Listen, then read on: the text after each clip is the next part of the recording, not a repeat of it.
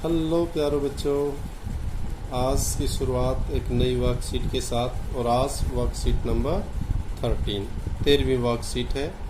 Class 9 subject English. Date 4 अगस्त वाली है। Name of the student यहाँ मेंशन करेंगे, name of the class teacher यहाँ। क्लियर।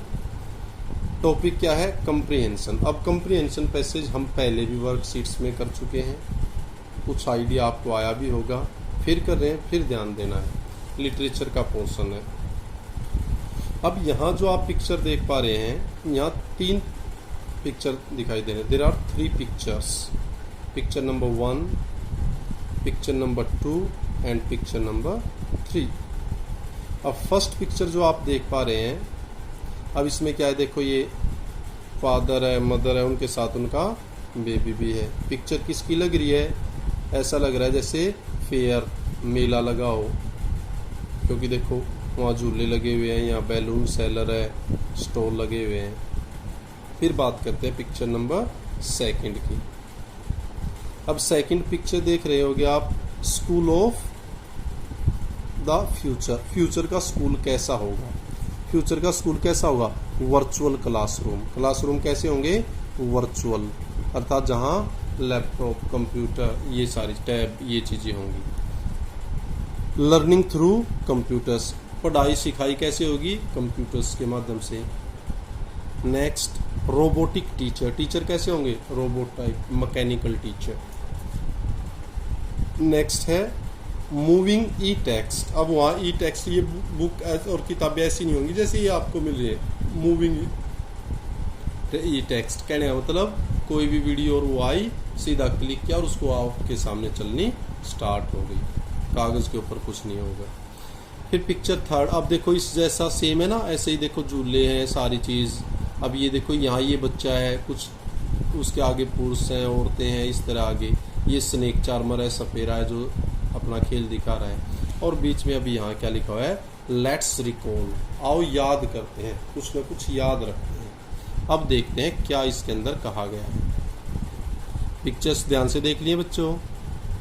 गुड। देखो, look at the given set of pictures. जो pictures का जो सेट है 1 2 3, इसको ध्यान से देखो and answer the following questions. और जो नीचे आने वाले क्वेश्चंस हैं उनको आंसर देना है आपको। First, which chapters do the pic first and second remind you of?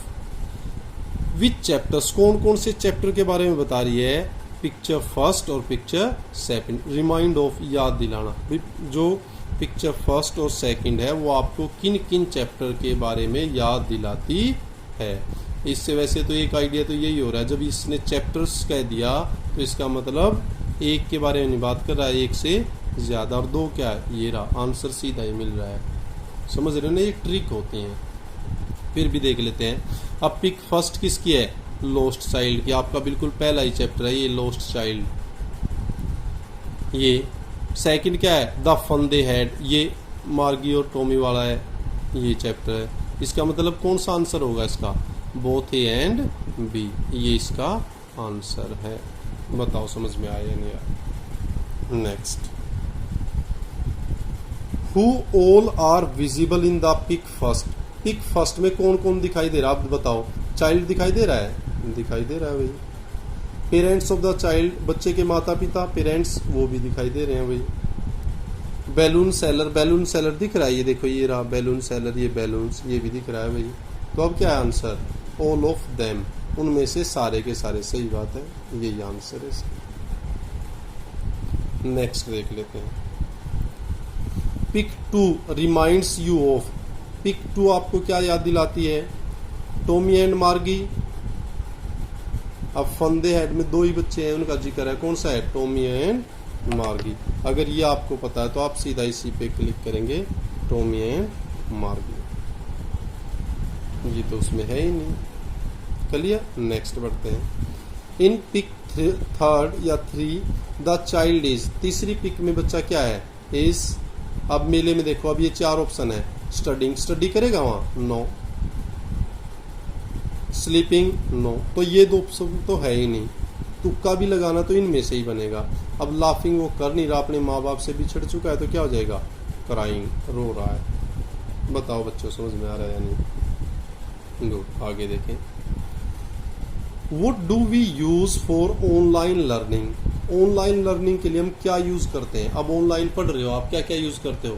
Mobile use करते हैं, yes. Computers, yes. Tablet, yes. तो क्या हो गया आंसर?